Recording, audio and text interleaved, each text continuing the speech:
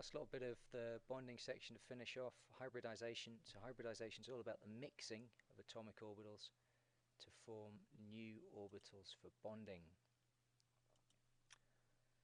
There we go. Not much that we need to learn. So we've already had a quick look at this. We talked about sigma and pi bonds, and sigma bonds being formed from head-on overlap, pi bonds being formed from sideways on overlap. You can see there we're basing all this on our original shapes of the s and p orbitals in our atomic structures. Now, one of the things I mentioned was kind of like, why do we have three kind of similar looking sigma bonds here, and then we've got this odd looking pi bond here? And it comes from what happens when we hybridize. So we'll take our carbon as an example. Carbon has the outer electron configuration 2s2, 2p2. So it's 1s2, 2s2, 2p2. A tiny bit of energy, not much needed at all. Get lots of energy back from bonding, don't forget. So when we make the bonds, we'll easily recoup this energy. But a little bit of energy and we can promote this electron to there. And what we've got now is 4 atomic orbitals that we can hybridize if we want to. Now, depending on how we hybridize them will affect what we end up with. If we mix all 4 of these, right, if we mix all 4 together, then we're mixing in S and 3 P's, and we end up with an sp3 hybrid. Right, and that's going to give us 4 identical sigma bonds. If we mix an S and 2 of the P's, then we end up with an sp2 hybrid. That's going to give us 3 sigma bonds, and you'll notice now there's a P left over. And if that P overlaps with a P on the other carbon, then we end up with a pi bond. And lastly, more colours, there's one. If I mix an S and a P, I end up with sp. So I've got 2 sigma bonds, and I'm left with 2 pi bonds. And so where we're going to see this, 4 sigma bonds, we would maybe see that in something like methane. CH, H, H, H. Right, so 4 sigma bonds like that, 4 single sigma bonds, sp3 hybridization. sp2, the example we've got down here where we've made 3 sigma bonds, and we've got our leftover pi bond. So this one here is sp2. And finally, when we're just mixing an S and a P, that would be in something like ethine, which looks like this. So coming off of the carbon, I've got 2 sigma bonds,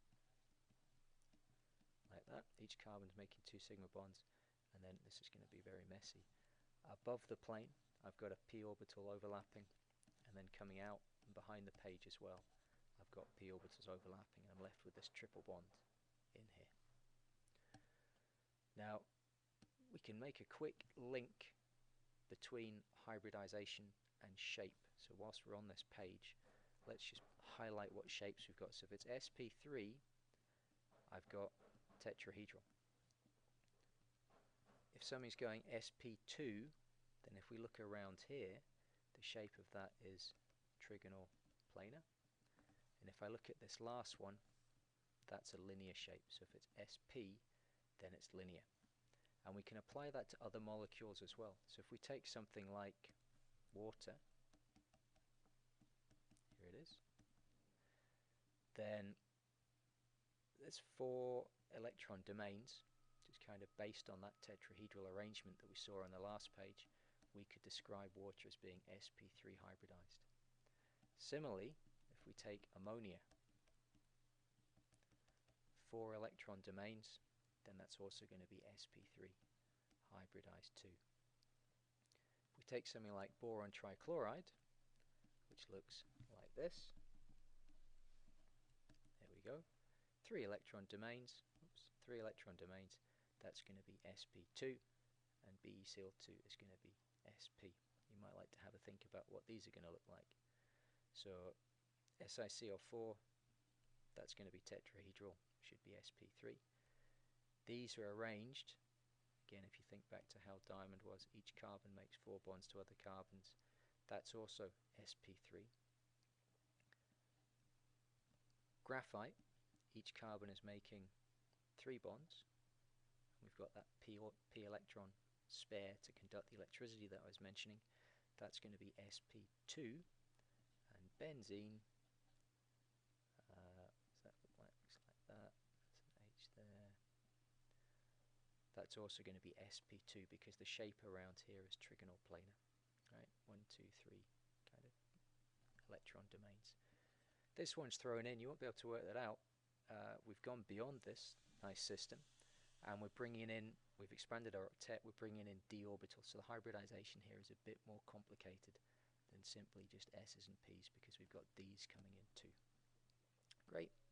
So there we go, finished.